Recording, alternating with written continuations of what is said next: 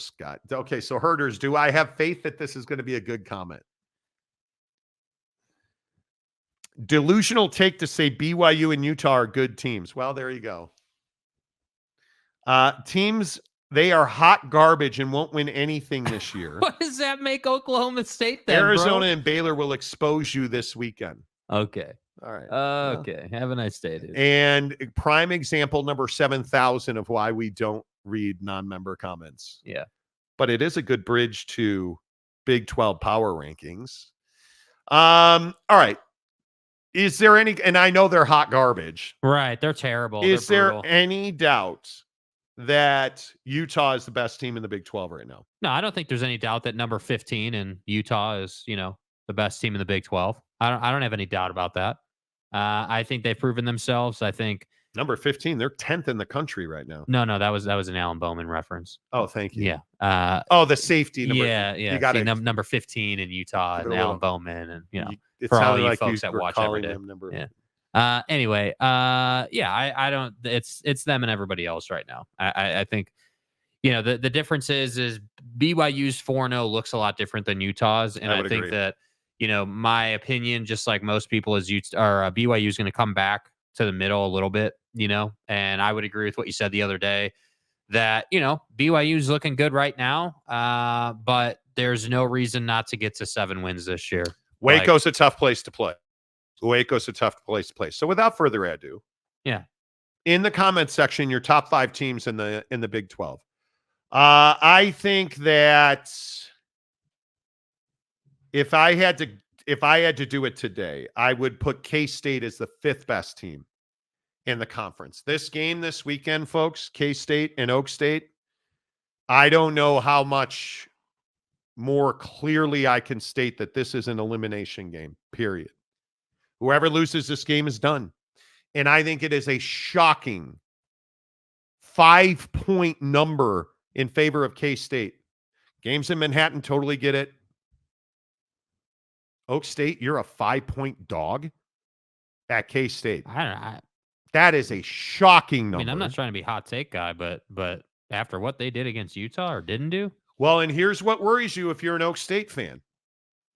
Look at what the Utes did running the football. And you've got Giddens and Avery Johnson and Edwards that I think are going to run all over Oak State.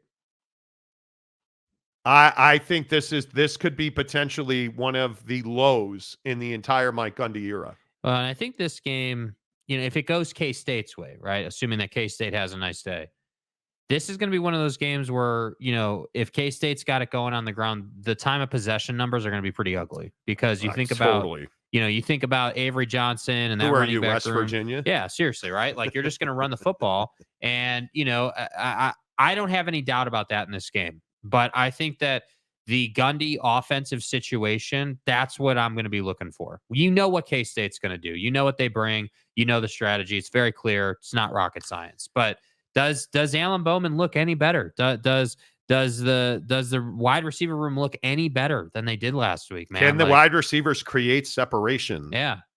We're going to find out because that defense is pretty stout. Number 4, BYU. I think is the 4th best team today on September 26th, if you're asking me.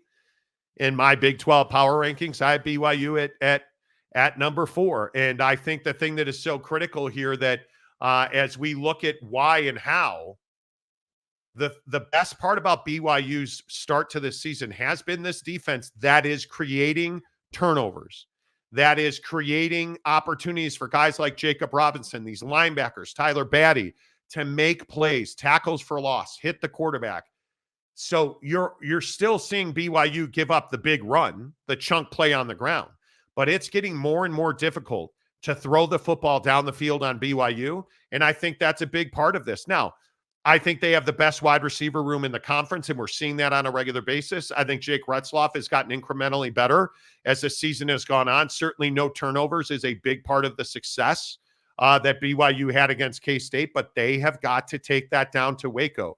But before we go to Waco, Jake, I think BYU is the 4th best team in the conference right now. Yeah, I think that BYU, to me is hovering around that 3rd or 4th best spot. To me, I would say I would give them the nod at number 3 just because of the dominance of that win over K-State. Now I know a lot of people are saying, "Oh, well, hey, there was a lot of special teams, a lot of defense, a lot of, it wasn't like they were just driving the football down the field and they dominated K-State that way." And all I'm saying is, I don't care if you have to do it on special teams or defense. You did it. That's right. And the score reflects it. And I think that for me, I would have BYU at number 3. And to me, when we look at 5, 4, and 3, I've got K-State and Oklahoma State tied for that 4th and 5th spot. I think the loss for K-State was incredibly difficult. I think that obviously the loss for Oklahoma State was incredibly difficult.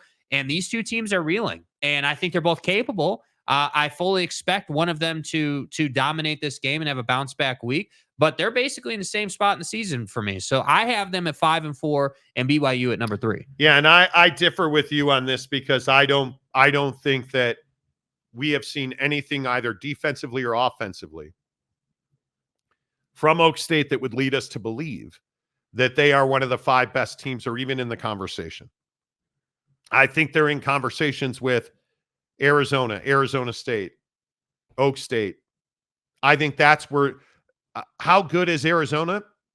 We're going to find out Saturday at Rice-Eccles Stadium in Utah. I don't believe that they are and we talked about this all summer with the projections having them win 8, 9 games. We saw projections with them at 9 wins. Oh, the good news for them is they're coming off the bye, right? So you're coming off the bye into a road week. So at least you're rested, so Utah's going to get the absolute best version of Arizona that anyone's seen this season so far. That's not in question. Yeah. I'm not I want to see it. Yeah. I want to see it. Number 3 in the conference for me, the UCF Knights. I think they are the team that not a lot of people talk about. I look at this bye heading to this Colorado matchup, huge. And it's an afternoon game on Fox. It's a huge game. You're going to have a huge TV audience. This is an opportunity for Gus Malzahn and that club to really explode onto the national scene. And I think it is huge that this is at the Bounce House in Orlando. I think this is massive because if you don't win this game, you've got 2 really interesting tests. You're going to Gainesville and then Iowa State. And I think you also have BYU coming to town as well. This is a must win for UCF. If they win this game, I think this very much solidifies UCF as one of the 3 best teams in the conference. I love what UCF is doing right now. Yeah, for me, I would have Iowa State in that spot. I think, UCF, it's a huge game. I agree with all that, opportunity to get some recognition nationally. But I trust Iowa State's defense more than I trust UCF's ability to continue to do this the whole season. And I think that Iowa State's had some good wins this year. Obviously, they're heading in the right direction and they surprise us seemingly every year. Iowa State has a win on their schedule. You're like, hey, how did you win that game? Well, they have a great defense. And to me, that's why I would give them the edge in the top 5 over UCF. But I will say, depending on how that Oak State K-State game goes, I think UCF is coming for the top 5 without a doubt. Yeah, I've got Iowa State as the 2nd best team in the conference right now. The problem is the schedule's really soft. They're going to need help from teams like Texas Tech, who they have coming up on the schedule. We're probably not going to get a real good look at Iowa State until near the end of the season. They're going to Houston this week, and that should be an auto 10, 12-point win. Right. And I look at you pounded Arkansas State 52-7. I don't know how much of a measuring stick we can put on Iowa State right now. I could be wrong. But it'll be very interesting to see how Iowa State goes through and if they have a letdown game. But yeah, my number 2 team in the conference is Iowa State. Yeah, and I think that's the big difference right now in Big 12 power ranking conversations is this whole concept of kind of what you were alluding to a minute ago about how Oklahoma State is really this sort of X factor team in the conference right now. If you are still giving them the benefit of the doubt, and having them in that 5th spot, then that inherently kicks out a UCF. But if you're, in the way you are, hey, if Oklahoma State's on the outside looking in, then yeah, it is UCF and Iowa State in both. And I think, again, that's why this K-State Oklahoma State game is so important. What have because- you seen from Oklahoma State that puts them as one of the Well, 5 best teams in this well, league? So to me, I think that, when you look at Gundy, again, I have my reservations about Mike Gundy, but we can't have it both ways. The guy puts out 8, 9-win seasons like nobody else does. And to me, being that that's the case, I would expect a bounce back this week. Now, I don't know how they're going to do that. I don't. I don't trust that Ollie Gordon all of a sudden is going to wake up. Obviously, I don't love what I'm seeing out of Bowman. But, you got beat at home. And, for the Handily. Yeah, I was going to say, for all the people who look at it, objectively, yeah, you got dominated at home. And anytime that happens to a football team, that next week, I would expect you to bounce back. So that's why for now I have them there. But if you lose this game, you're heading towards, a 9-8-7 ranking in the Big 12. I can't see them going to Kansas State and winning. Yeah. I've seen, you know what it is? It's not what I haven't seen. It's what I have seen. Right. And I just don't see, and I know we talk about this pretty much every day. I haven't seen anything out of that passing offense that makes me think. And frankly, I'm more worried about the defense this week than the offense because they don't stop the run well and they don't stop the pass well. And I can't believe that Oak State can play with the ferocity or the pace that BYU's defense played at last week. You're not who's making the Parker Kingston play, right? Who's making I don't see the that punch happening. Out fumble creation is is Rucker making that play? I don't see that happening. That's what worries me about Oak State is I don't see quality. What I see is there are so many questions across that secondary. I don't disagree with your assessment. I guess the only difference is I'm giving Mike Gundy one more week of the benefit of the doubt, if you will. I'm giving him one more week to show me, okay, hey, Utah's the best team in the conference. We've been telling you that since before the season started and got a lot of heat for that. Now it's undisputed, right? They're the best team in the conference, class of the conference, best defense you've seen. Okay, fine. I'll make concessions on that. You got your ass kicked by the best team in the conference. Okay, so that inherently means against K-State, you should be able to go on the road and you should win that game if you are that guy. So I'm giving you one more week to show us that you can do that. But if not, you're not really giving me anywhere to go. I think when you look at how good and the quality across the depth chart that Utah brings, it's impressive. There's not a question that Utah is the best team in this conference. And I think when you understand just how deep that defense is, and I've heard a lot of people saying, well, is this the year that BYU could really, beat Utah? And I understand a lot of people outside of the great state of Utah don't understand this, but the talent dip from 2 to 3 at BYU is significant. Their 1s and 2 can compete with anybody in this conference, including Utah. The difference that we are seeing at Utah is not the 1s and 2s, and they are good.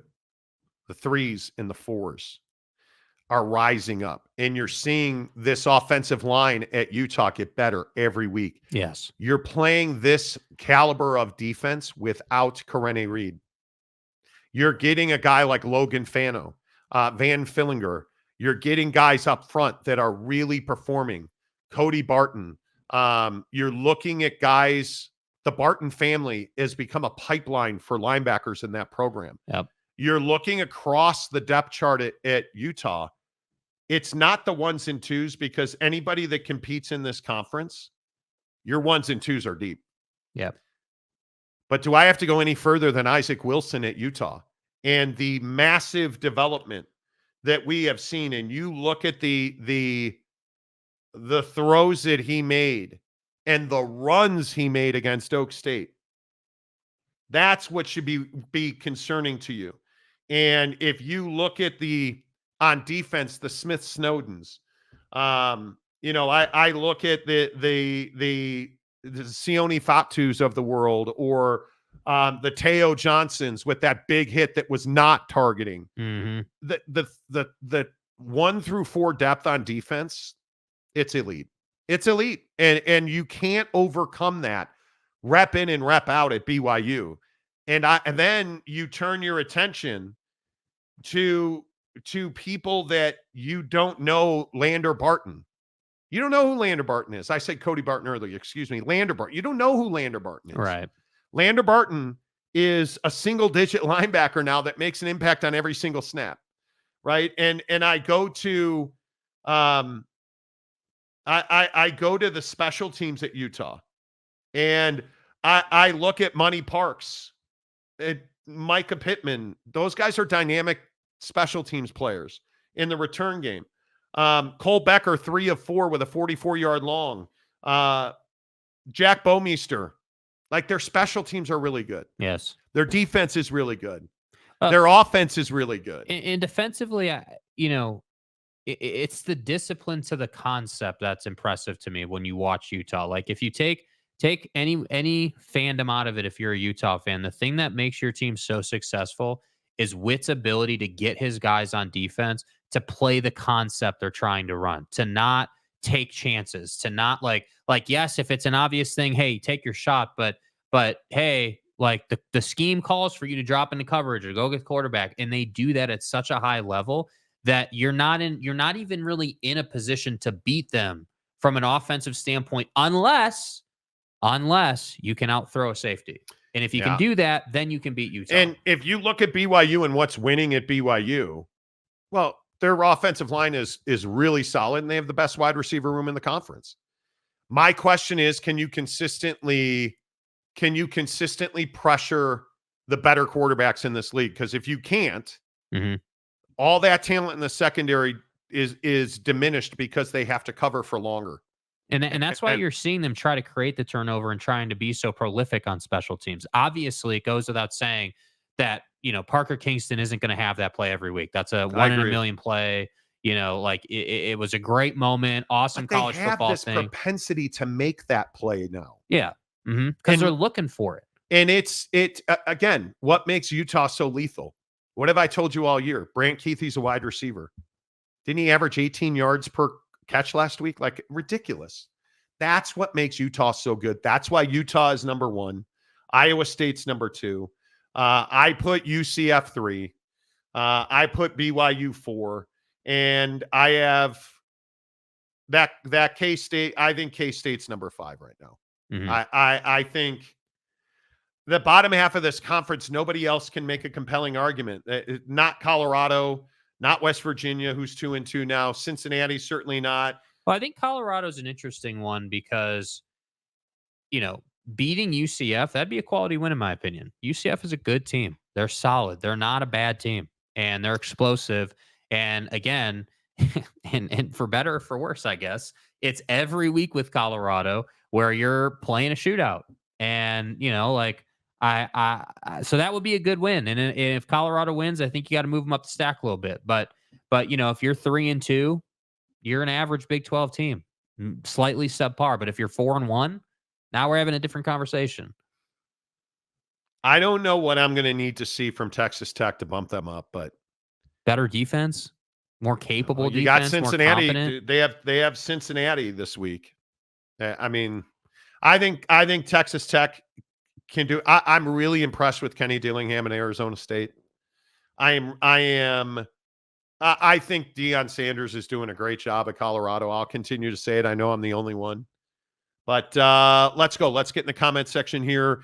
UW fan Jim, UCF snuck by what we now know is a terrible TCU team. Fair. You could be right. Fair. And that's why I say here we are in September 26th. You got to earn it every week on the field in the Big 12. And that's part of why, it's a good point. I think at this time of the year, when I'm doing power rankings, a lot of what I consider is, hey, what's more reliable? Like if I said to you, hey, what's more reliable? Utah's defense showing up or this team's ability to run the football? Well, obviously Utah's defense. So when I look at UCF, right, like I'm sitting here saying, okay, well, what's more reliable, Iowa State's defense or UCF's ability just to win a ball game? And that's why currently I'm thinking about, hey, Iowa State's in your top 5. UCF is on the outside looking in, but they're not far outside. They're 6 at the lowest. And if they win this week, then I think you got to elevate them. I think RJ Harvey's the running back that nobody knows about. Harvey Dent. I think RJ Harvey is the running back that nobody wants to talk about. I think he is the second best running back in the league this year. My guy Taj at Texas Tech is number one in my opinion. And I think you look at what KJ Jefferson is doing at UCF. He is a better quarterback now than I have ever seen him be. And the statistics don't lie. He's a guy that last year took a big step back at Arkansas, but that wasn't a good football team. And I think when you look at the fact that he's averaging 11 yards per completion, he's not turning the football over, 5 touchdowns and a pick. I think they're going to be tough to beat. I think they're going to be tough to beat. Kner and BYU +4. BYU by 4, 24-17. Okay. I mean, I think that the Baylor game that's a big football game. I mean, I think that you look at BYU, I would bet them as the dog. I would bet them as a dog because this is going to be a close game. Yeah. And it depends. Did Baylor not show out on the road? Or was this a thing where they're just not a great football team? I think that Baylor, it's what I said about the Utah win over Baylor. Baylor is a team that wants to kick your ass physically, but isn't good enough to beat you. And the problem is for BYU, what have we seen? We've seen a little bit of propensity. And again, I love my boy Jake Retzoff, a little propensity to turn it over. So if that were to take place, I think BYU could be in some trouble in this game. But if we take care of the football and we get that same physical brand of defense where we're looking for turnovers, we're punching the football out, like we're imposing our will that way, I think BYU's right in this. And I would absolutely have them to cover the 3.5. Absolutely, positively, without a doubt. The thing that worries you about Baylor is I don't think they do anything. They're not elite at anything. They don't throw the ball well. They don't particularly run the ball well. And I think Sawyer Robinson is a pretty average-ass quarterback.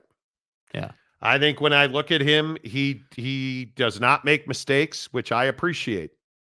But he also isn't a guy that's going to be like, well, hot damn, let's burn him down. Right. Throw it down the field. That's not who this cat is. And again, the thing that worries you about their rushing offense is they're averaging 4.1 yards a carry, and their long is only 46 yards. And that's what. Yeah, there's a lack of explosiveness on that offense. They don't do anything exceptionally well. And so when I look at who they are, I don't love some of the team numbers. They're under 30 points a game. And the other thing that worries you is they're under 30 points a game and they haven't played great defenses. Right. This BYU defense represents the second best defense that they're going to see to start the season, Utah being number 1. You think Utah's going to run some cover 1 against Baylor? Against Arizona. Tarleton, they put up 45 and won. They put up 12 points against Utah and lost. Right. Air Force, they put up 31. Colorado, they put up 31. So the 3 bad defenses they've seen. And again, I'll go back to the numbers and we're talking about Baylor here. Yeah. I'll go back to the numbers in the Colorado game because Colorado gives up gash plays. Sawyer Robinson averaged 7 yards per attempt. And on a really average-ass rushing defense at Colorado, they only got 4 yards a carry. That's concerning. Right. That's concerning. And I think they had that one big run, and that was it. And the other thing that worries you is that Shedeur put up 341 yards passing and averaged 8 yards of completion. And if you look at Travis Hunter and you look at, obviously, the Hail Marys, that's going to skew those numbers. But you look at LeJontay Wester, averaged 17 yards a catch. Right. Jimmy Horn, 10 yards a catch. Travis, 18.6 yards a catch. Well, and I think the other thing to point out, too, with this Colorado team is that offensive line and pass pro is just not great. Not good. Just not good at all. And I think So that's kind of the crazy thing when you look at those numbers. So when you're looking at BYU Baylor, like obviously BYU's offensive line has been pretty solid in the run game. I think the pass pro has been hit or miss. It depends who they're playing. Depends, it's Yeah, been inconsistent. And so I think Baylor's gonna have a chance to get home a little bit in this game, but I would expect BYU to be able to run the ball. And what's really I would agree. interesting is BYU's running back room's getting healthy. So guys like LJ Martin allegedly are going to play this week, so they say. Now, is he 100%? Is he 80%? Well, let's see what he is on game day, right? But if you've got 3 running backs in that room that can be productive for you, and BYU can find the way to get it going on the ground, I would expect a lot of running the football and then working play action because Retzloff loves running play action. He thrives off of play action. Because they have the best wide receiver room in the conference. Now, Yeah. and on the other side of this, obviously, it was impressive to see them operate against K-State's defense, which is actually a good defense, but it's 8:30 at night. It's Provo. It's elevation. Tough environment. Okay, this is going to be a much different scenario. You're on the road, hostile environment. Baylor fans are great. It's going to be hot. And my question is, what is BYU's ability to operate offensively in a hostile environment? Because I think Laramie, Wyoming is a character builder. It's not a hostile environment, especially this year. SMU, that was a good win. I don't care any way you slice it. Jake Retzloff was not good in that game. Yeah. And they still found a way to win. And I think that the biggest question is, how much credence do you put in the opponents that BYU has faced? There's no way to slice it. K-State's defense is good. Mm-hmm. There's just no way to argue that. The question is, what did BYU show us that they will do to you if you can't throw the football? They'll let you run the ball. And then they're going to put you in third downs because anytime you heavily rely on the run, you're going to find yourself in those third and awkward. Yeah, third and four. 6, 3rd and 8. You're going to find yourself in awkward positions. Where does Baylor find itself in this game? If you're 3rd and less than 5, you're probably going to win the game. If you're in 3rd and 5 and less on a regular basis, you're probably going to win the game. But if you've got to drop back and you've got to throw for 8, 10, 12 yards, this BYU secondary will smother you. And they will force you into mistakes. And again, I think Avery Johnson's not a very good thrower of the football. And wow. I think that was borne out. Neither is Sawyer. But that's the thing that worries me. Yeah. Do we believe? Because I think Jake Retzloff is a superior quarterback. And I think, listen, Sawyer Robertson is a guy that doesn't turn the football over.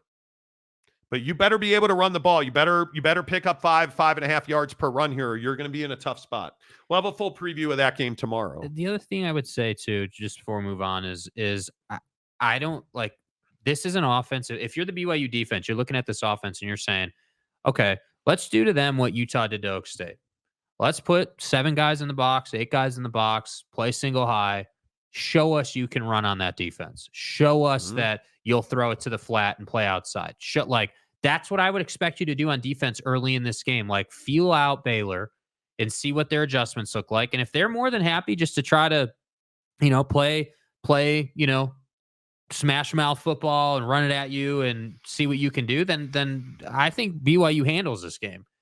I mean, Baylor is going to have to prove that against 8 in the box, they can either audible out of that and throw for a first down, or they can just simply run against that. And I don't believe that they can. Blake Mangelson's going to have to be healthy for BYU to do that. But you start looking at this BYU defense, I'll carry Jack Kelly's jock anywhere he wants me to because that kid's a baller. Dude, he punishes you, bro. I'm telling you, Harrison Taggart, Jacob Robinson is the best corner you've never heard of. That kid's an NFL cornerback right now. He could play on Sundays right now, I'm telling you. And you look at the Isaiah Glasker's Crew Weekly. He had the game of his life last week when they needed it. I would expect to see him on the field. But you look at this defense top to bottom, and Jay Hill's defense in Provo is far exceeding expectations. Yeah. Because this team didn't have expectations. All right, let's get to your comments. Geoff, good to see you again, my guy. BYU has been a blast to watch, but let's not forget that they were expected to win 4 games. I think they'll exceed that, but if they end up bowl eligible, I'll consider the season a huge success. I agree. Just one thought, though. I think the people saying that BYU was going to be a 4-win team, were also people who were not well informed about what happened this offseason and about Jake Retzloff's process in improving. And the talent influx on defense. Yeah. So to me, 4 was always light. I even before the season, we had talked about how obviously 6 was your baseline. Bowl eligibility is your baseline this year. But I said before the season started, I could see 8 on this schedule if all things went perfect. Well, we're going to find out in the next 5 weeks because they've got Baylor this week, Arizona, Oak State, at UCF, at Utah, Kansas. Yeah. That's the script's going to be written. And we talked about it. You had to come out of the box 4-0. And they that's did. What you've done. I had them at 3-1 because I didn't think they were going to beat K-State. But I would expect them now to win 7 games. If this team wins 7 games, Kalani Sitake should get a lifetime contract. Because I think you have legitimate issues up front on defense, and you're getting really elite linebacker and safety play to cover some of that. Yep. And I think that you are so injured in the running back room. And we are now understanding the depth that they have in that running back room. Because the wide receivers have covered a lot of – Jake Retzloff and the wide receivers on this team have covered a lot of black eyes. Yeah. And they've gotten big plays when they needed them. But Sione Moa being 15 for 75 last week, like that's – you developed him. You've built that guy. And that's what you have to do to be successful. And again, I'll say, if LJ Martin ever stays healthy for a 6-week stretch, you're going to find out what I've been talking about. Patrick Bourne, hello. BYU is not Colorado on offense. Who said they were Colorado on offense? You have I think the best quarterback in the country right now, in Shedeur Sanders, bar none. I think their wide receivers are just as good. Travis Hunter's the best player in the country. Yeah. I think that you have guys on this team that are just as good as Jimmy Horn Jr. 100%. I think you look at the depth that's in that wide receiver Darius room. Lassiter is just as good as Horn Jr. There's no question about it. Chase Roberts, Cody Epps. Yeah. I mean, you got people talking about Chase Roberts being the best wide receiver in the conference right now. Young tight ends. This BYU wide receiver, and this is what we get. And Patrick, I have no idea what your what you do or don't know. I have no idea what you know about BYU, but BYU is an unknown commodity across this country. You look at them as a bunch of people who don't drink caffeine and they're 30-year-olds who are married with kids. That's what you all think about BYU. And you couldn't be further from the truth on that. This is a well-prepared, well-coached, well-conditioned football team. And we have not been able to say that about BYU for the last 5 years. I was going to say the play calling on defense has been way better this year. Way better. Well, Jay Hill's an elite defensive coordinator. Yeah. He could be the defensive coordinator at any university. Delaric, Baylor is a team that will beat you up, and you will lose next week from the physical game. You will. Agreed. Can BYU run the ball against Baylor? It's the simplest question probably in this matchup. And I think I lost some respect for Baylor with that dirty play on Cam Rising. I think that I lost a lot of respect for Baylor on that. But make no mistake that Dave Aranda, what he's not as a head coach, he is as a defensive coordinator. The guy is a really good defensive coordinator. The problem is that against BYU, it's great if you want to stop the run. The offensive line is better than you're going to give them credit for. BYU has running backs who don't mind bending your face mask. Yeah. And all that does is give Jake Retzloff more opportunity to throw the ball behind the linebacker. And it's what has worked for BYU. And I think we saw it in the K-State game. They didn't need the explosive offense. They got plays on defense and obviously the Kingston run back. They didn't need explosiveness on offense. But remember when I think it's a great point. Remember when the Kingston play happened? It wasn't like it was 0-0 or they were tied. They were ahead when that happened. That kind of just sealed the game. They had gotten ahead by moving the football, getting the turnover on defense. They were beating K-State. Like, it's not taboo to say. Like, they showed up. BYU won't run the ball, my friends. Have you watched a single game or a single snap? BYU's offense is predicated on a good run game. So BYU will run for 160 or less. 160 in a week for rushing is pretty good. If they run for 160 yards, you're going to get blown out. Yeah. Like And Patrick, I always appreciate having you on the show. You're just not up to date on BYU. The idea that you think 160 yards does not help BYU win a game, I think is sus, because are they going to get the same production they got against K-State? Well, I would hope so, because they only ran for 92 yards. And I agree that they got a lot of defense and special teams, but why would that change this week? Take out the Parker Kingston play. They still blow out K-State. Still 31-9.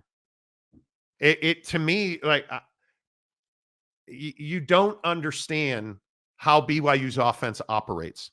They don't need to run the football to win the game. What they're going to do is run the football enough to win the game. If that's 92 yards, if that's 192 yards, if that's 160 yards, because what they have now is what you have to have. You have a quarterback who can stand in the pocket and drive the ball down the field. Has he been accurate deep? He hasn't. Has he improved every game? He has. And it's not even his deep ball accuracy. He's been accurate underneath, which is where you beat a team like Baylor. Because I agree, Baylor's going to be physical up front. There's no doubt about that. Everyone agrees with that. There's no doubt about that. BYU embraces that. BYU's offensive line is the best offensive line that you have seen this year. BYU's offensive line is much better than Utah's offensive line. Mm-hmm. BYU will run the ball as much as they need to open up the passing game. And I would expect to see more RPO in this game as well. Certainly. I would expect to see that. And we'll see. I mean, it's Tanner Plummer, Patrick, do you even watch BYU games? Roundabout. Stats are great, but scoreboards always win. They do. That's correct, sir. That is correct. Ultimately. No, not all of them, Nick. A good chunk of them aren't even Mormon. Which again, this is the perception of BYU. They're, they're going on their mission, Monty. Huge advantage to be 30 years old with 3 kids and a wife, and you serve a 2-year church mission. Hey, man. You don't have to be LDS or Mormon to go to BYU, which is why they're winning in places like Texas and Los Angeles, and they're winning. BYU is a really good football team. They can contend for the Big-12 title. Their wide receivers need to play better than they did against SMU, so they have a balanced attack. They have got – now, I know they're not as good as Oak State's wide receivers, but BYU has the best wide receiver room in the conference. Yeah. K-State was at BYU, a night game in altitude. K-State came in unprepared. BYU is heading to Waco in the morning in the heat. Wait for it. I think we've said all of that. But would I expect BYU to get off to a slow start? No, because what do we know about BYU? They practice at 6 a.m. Yeah. They're in the room at 6 a.m. And by the way, I can personally attest to this, and I'm not a D1 college football player. When you go down to sea level after living in altitude, there's a noticeable improvement. You have an advantage at sea level. There is a noticeable improvement. I think the heat's going to be. But look at how Utah handled the heat at Oklahoma State. I mean, it was 130 degrees on the field. That was well noted on the broadcast. Showed the thermometer like a gazillion times. Like, it was pretty clear what was going on there. Saturday is going to be at game time. It's going to be in the 70s at game time. So you're not getting to the heat of the day until about 4:45. The game will long be over by then. Look, man, I think if you're a Baylor fan, I understand why you're defensive about this game. I get it. But I just would caution you before commenting on BYU's ability, just get on YouTube. I'm not even asking you to watch the game. Just get on YouTube and watch what their defense does. Watch what Jake does. Watch what the offense does. Like, it takes 5 minutes to get an understanding of what this team's trying to do to you. Yeah.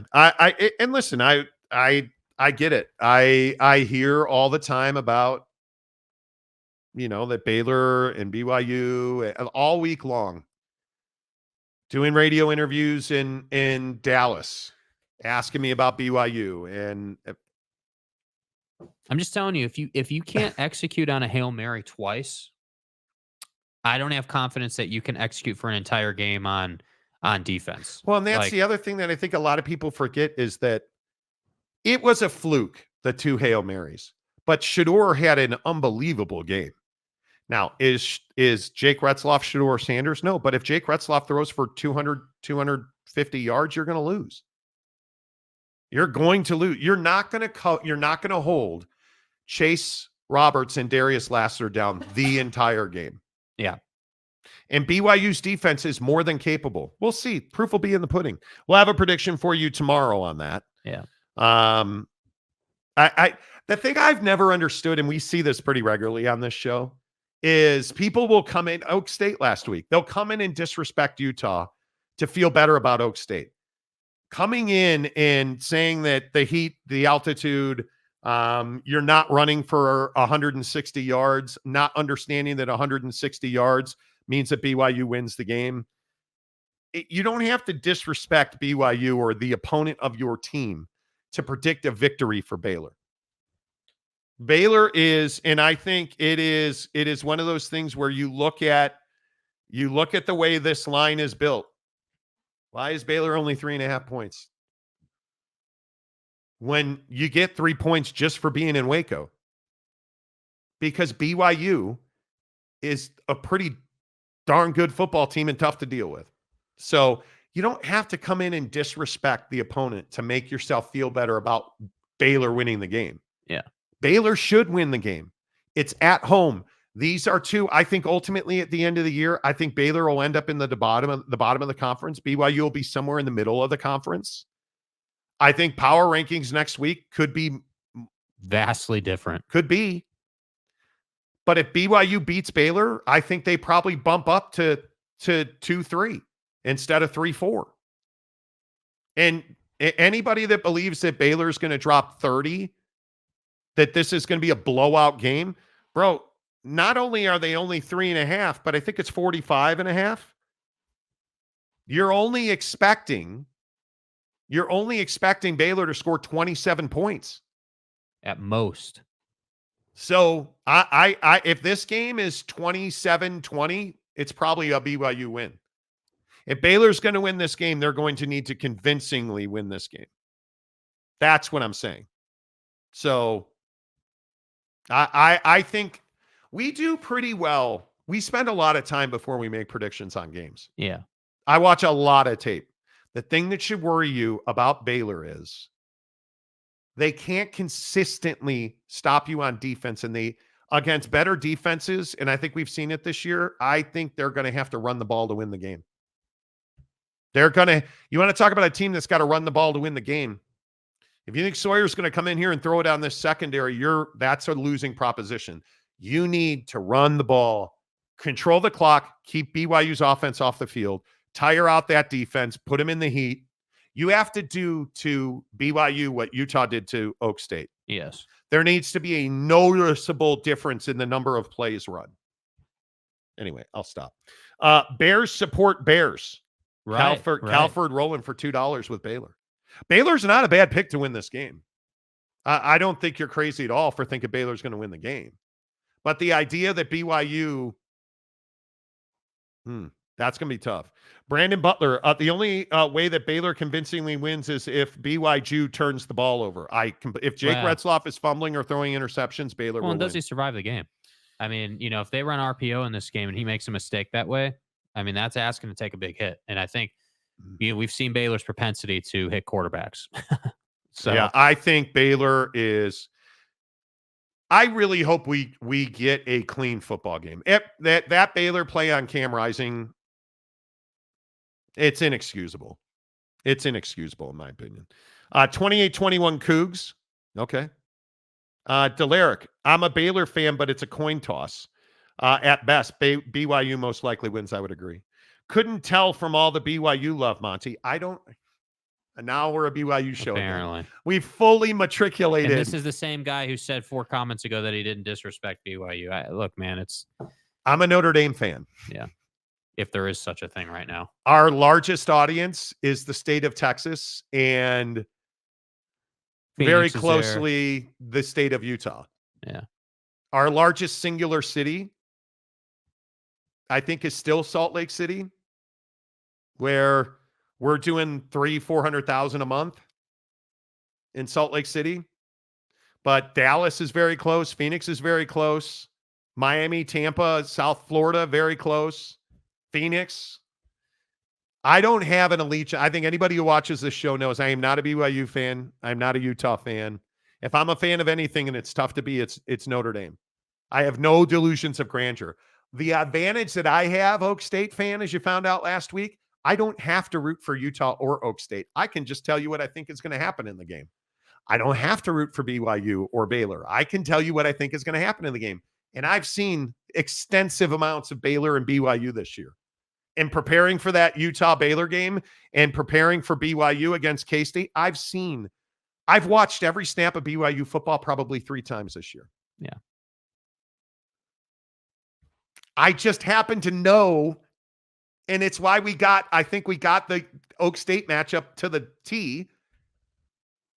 We'll have a prediction tomorrow. You can be a Notre Dame fan and still love on another team, but I don't. I'm a masochist like that. I'm a Chicago Bears fan. I don't really have a second NFL team. I think, dude, you're just salty about the fact that we're not saying that Baylor is like outright better. You are completely wrong. He says BYU's offensive receivers. That's the best because you don't know. Anybody that tell me you don't know without telling me you don't know. The idea that I'm kissing BYU's offense, their receivers kissing their ass, tells me that you haven't seen a single snap of BYU wide receiver play. Because Darius Lassiter, you don't know who Chase Roberts is. Do you understand the catches, the touchdown last week in the corner of the end zone to Chase Roberts? Yeah. It may have been a dime. You know how difficult that catch is? There is not, I'm telling you, like the BYU's defense. That's what I mean. It's an emotional take. It's an emotional take. You haven't, it's clear to me through what you're saying, you haven't watched the film, man. Yeah. Tanner, everyone knows this is a Bishop, or Jared. Everyone knows this is a Bishop Sycamore show. Damn right it is. Exactly right. Boyd Lake, as opposed to BYU's defensive receivers. I didn't want to be a jerk.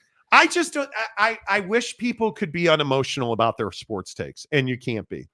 The advantage, and I say this all the time on the show, the advantage I have is that I've covered teams, so I am preconditioned not to be emotional about outcomes. I'm analytical about outcomes of sporting events. I think the Cubs winning the World Series in 2016 was absolutely, I was emotionless. I was stunned.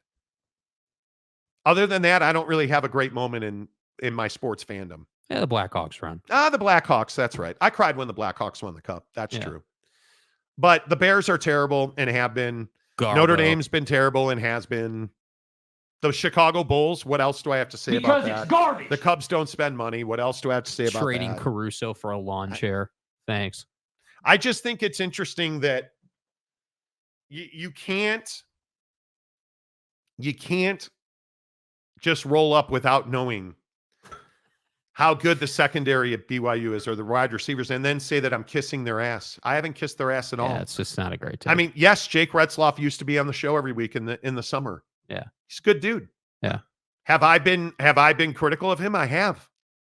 We're critical of him today. He's got a propensity to turn the football over. Like we've actually had arguments on this show this season about whether those were bad interceptions or good interceptions, if there is such a thing. Like, I mean, we've had it out.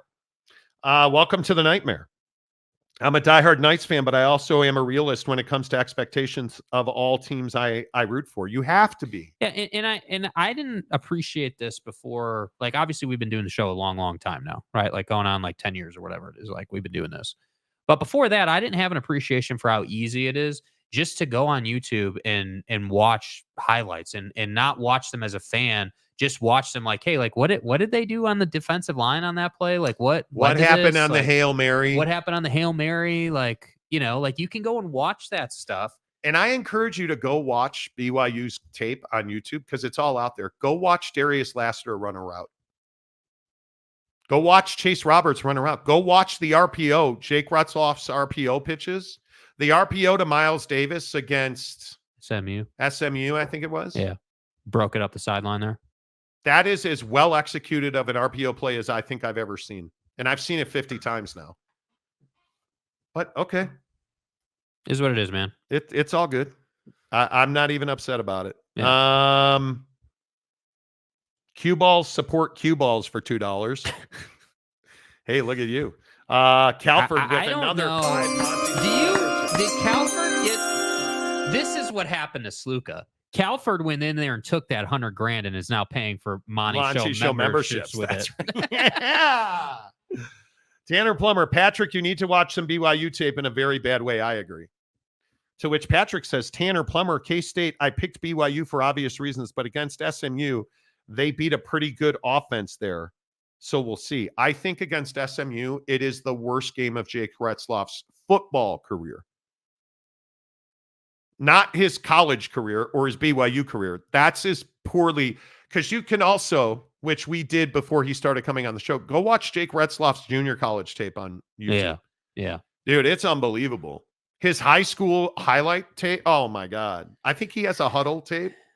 But you go watch the SMU Jake Retzloff tape, it's terrible. It's one of the worst games I've ever seen him play. He had moments. Yes, he did. That led to the win, but it was not overall great film to watch. Yeah, I think it's Prize Picks and Calamony. I love it. I love it. Well, Marty, you're a Texas fan. Yeah, remember last year when everybody's like, "This is a Texas Longhorn show." Remember that? What's it like to be a Tennessee fan? I know. I know that's a new but thing they're not for a blue blood. Yeah. I love it that everybody's like, "You're a BYU fan, Monty. Fat old Mormon. You're dying soon." Remember that guy who came in? No, you're just a fat old Mormon. Guilty as charged. One too many cougar tails. I'm not fat anymore. I'm not Mormon, and I'm not dying soon. But other than that, I'm a fat old Mormon. You nailed it. I just think it's funny. People get so emotional. Cody Hansen, do you think we'll see a BYU-Utah championship game? I don't. No, and that's the thing where you got to temper expectations. I like I said, and I'm not coming off of it. I think this team's riding a high wave to start the year. I think they're 4-0 and they're feeling great. Their opponents, everything's awesome. Their opponents, yeah. With all due respect to K-State, look at who BYU has played. Yeah. You start getting into the meat of their schedule. 8 wins is the top of the mountain. What do I think is going to happen? I think 6 is what's going to happen, and I think you're going to fall off the wagon to end the year and again. The Oak State game now feels much more winnable in Provo. Right. But I think BYU will finish middle of the table in the Big-12, which is a massive step up for them. Yes, it is. Massive step. And I think, Cody, you know what the biggest difference for me is? I think, as I said earlier, not to be redundant, it's not the 1s and 2s. The 1s and 2s at BYU and Utah are wildly talented. The 3s and 4 at Utah are just better. Yeah. They're just better. They're deeper. They're more prepared. Now, to your comment here, they may not play in the Big 12 championship game, but the BYU-Utah game has a chance here today. Yes, sir. To decide who's in the Big 12 championship game. So from that standpoint, I think the Holy War this year is going to be one of the best games that we've ever seen. Like ever. Like better than what was it? Jaron Hall played in that game last. I can't remember if that was Zach or Jaron, but back to Harleen. Yeah, like better than those games, dude. November 9th. Dude. Yeah. I'm going to get waxed before that game. That is going to be a game for the ages. Retzloff is a Quaker among soakers. Okay. Wow. Retzloff was worse against Iowa State last year, in my opinion. I don't think he was worse because he wasn't prepared for that game. Now he's got the entire playbook and audibles. They allow him to call plays. He knows exactly what the defense is trying to do to him. He's in command of the defense and the offense. Yeah. The expectations were lower last year. They're much higher this year. And that SMU game was horrendous. Yeah. Horrendous. UW fan Jim, go watch a Dunze's tape and tell me he can't run all the routes. Yeah. Right. Garbo. If you're a Texas fan this year, you won't be wrong much. Mr. Preston, I love me some Cougars. Stay hard. Stay hard. That's exactly right. I disagree, Jake. I think BYU is winning 7-8 games. We'll see. Yeah, we'll see. I mean, and if they do, that's great, right? But I think that you got to show me, okay, beat Baylor, and then what do they have? Arizona, then Oklahoma State, like that. Those 3 games, like that's a tough stretch for BYU, but for a team that is going to overachieve, you got to win those games. So